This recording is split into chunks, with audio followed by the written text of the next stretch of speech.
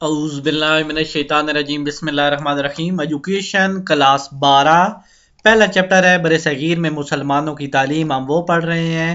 تو آج اس کا نیکسٹ پیراگراف ہے، ہم بک ریڈ کر رہے ہیں، ٹھیک ہے۔ ابتدا میں اسلامی مدارس کے نصاب میں قرآن حکیم کو ہمیشہ مرکزی حیثیت حاصل رہی ہے، یعنی شروع میں نصاب تعلیم میں جو ہے مدارس کے نصاب میں قرآن کو مرکزی حیثیت حاصل رہی۔ علاوہ ازیں تفسیر، حدیث، فقہ وغیرہ بھی اسلامی نظام تعلیم کا حصہ تھے، جبکہ دیگر علوم حساب ریاضی کو طب، بیالوجی، ٹھیک، صحت کا علم،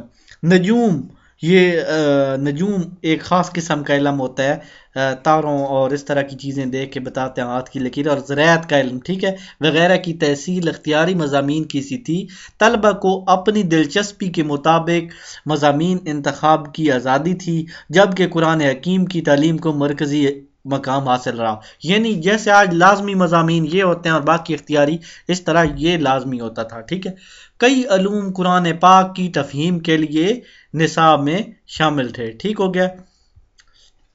قرآن پاک نے سیرو فی الارض، سیرو پھیل جاؤ، مشاہدہ کرو، مشاہدہ کرنا، فی الارض زمین کا، ٹھیک ہے، اور مشاہدہ کائنات کی بار بار تاکید کی ہے۔ مشاہدہ کائنات کی تاکید سے سائنسی علوم کو ترقی ملی اور یہ نصاب کا حصہ بن گئے۔ قرآن پر اعتراضات کے جوابات دینے کے لیے فلسفیانہ علوم، خاص طور پہ علم الکلام وجود میں آیا۔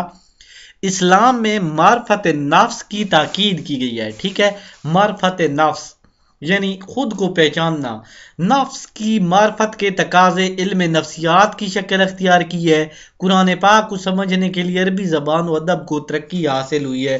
برِ صغیر کے نصاب تعلیم میں بھی وقت کے ساتھ ساتھ تبدیلیاں ہوتی رہیں، اس کا جائزہ مختلف ادوار کے حوالے سے لیا جائے گا، ٹھیک ہو گیا۔